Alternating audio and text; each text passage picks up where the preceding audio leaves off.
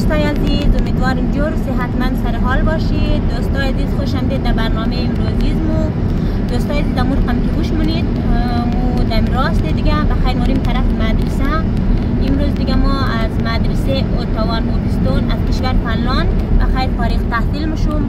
آرزو داشتم که همیشه در کشور خود درس بخوانم دیگه، اون موقع شرایطی نبوده. خدا را هزار بار شکر که فعلا شرایطی بود، درس خواندم، تانستم مدرسه تمام کنم در مدت خیلی کم دیگه. دوستای عزیز امیدواریم برنامه بلدشم خسته کننده نباشد. تا آخر ما را همراهی کنید، منتظری ویدیوهای جدید از ما باشید.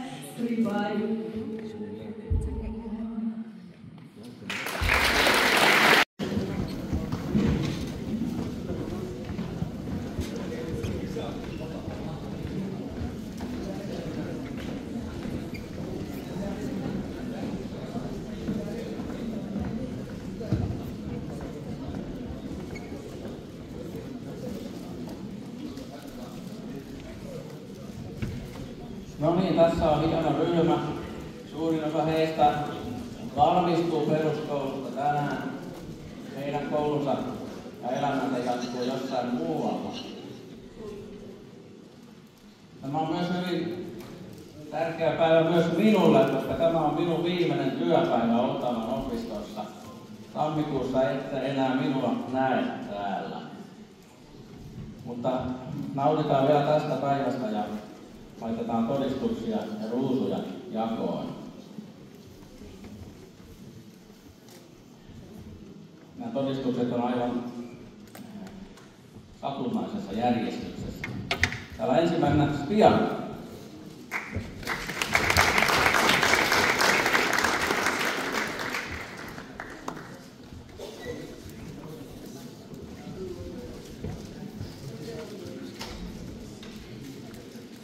Sitten meillä on seuraavana Nas.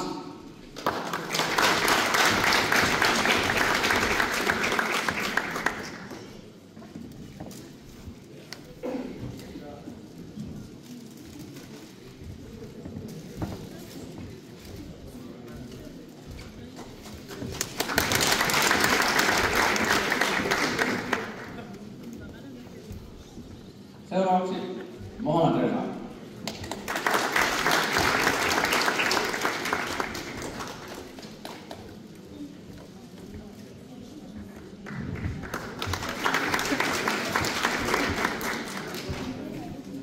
Seuraavaksi pinosta tulee hänen veljensä Ose.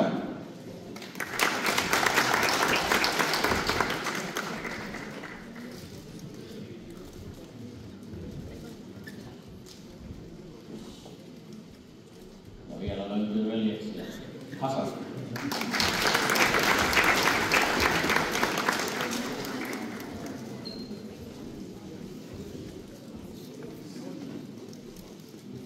Sitten meillä on Gaba.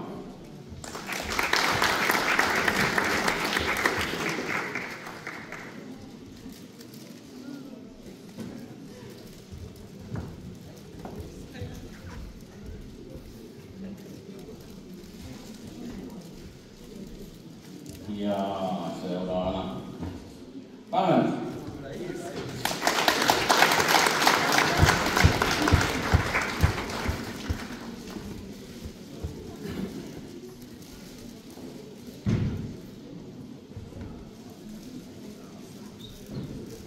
Ja seuraavana Javaher.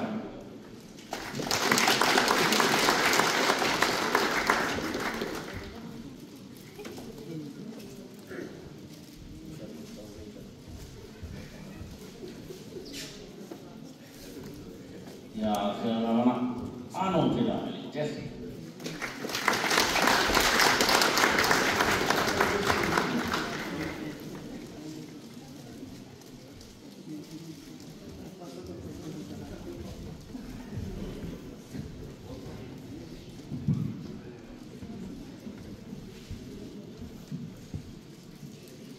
Seuraavana Sundus.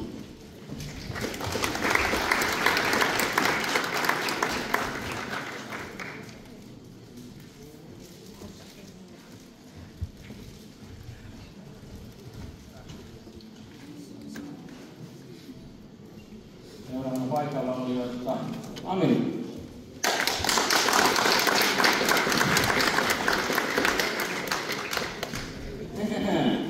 Ei vielä. No nyt.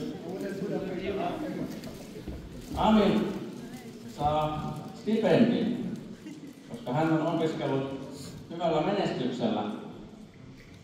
Stipendit tulevat Elvisaaren rahastosta. Ne rahat eivät putoa taivaasta, eivätkä Otavan opiston kassasta, vaan Elvisaaren rahasto lahjoittaa näitä stipendejä. Ole hyvä.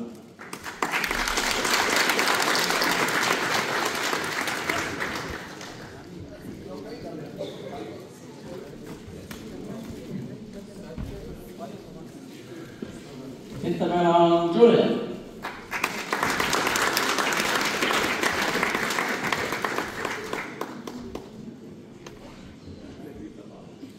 Ja myös Julia saa stipendin. Miksi? Hän saa stipendin, koska hän on kaikista rehellisin ja ahkerin opiskelija maailmassa, ei vain Otavassa.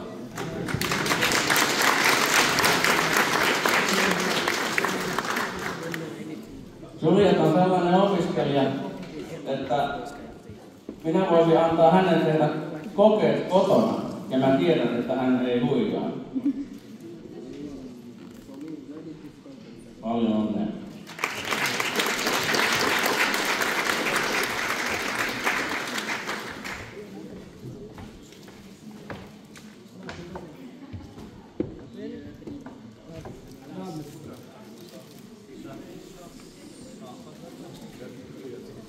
Tässä ryhmässä ei taida olla muita sitten enää paikalla olleita.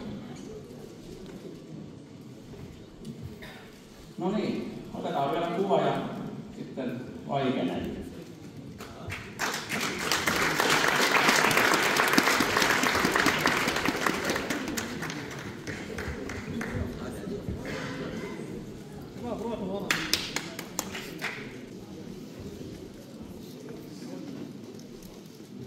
Sitten meillä on Rava.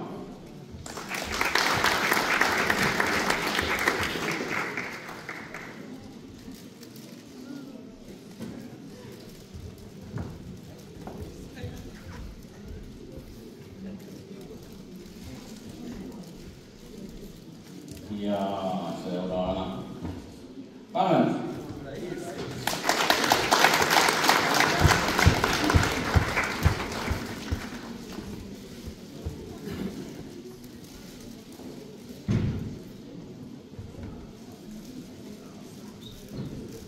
Ja seuraavana Javaher.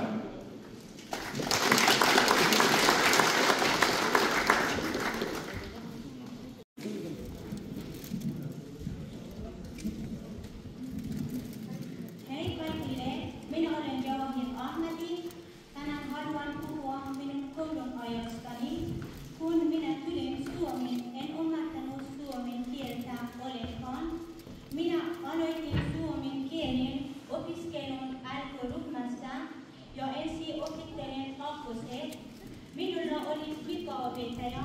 Hän oli tosi hyvä opettaja, koska hän aina auttoi oppilaita.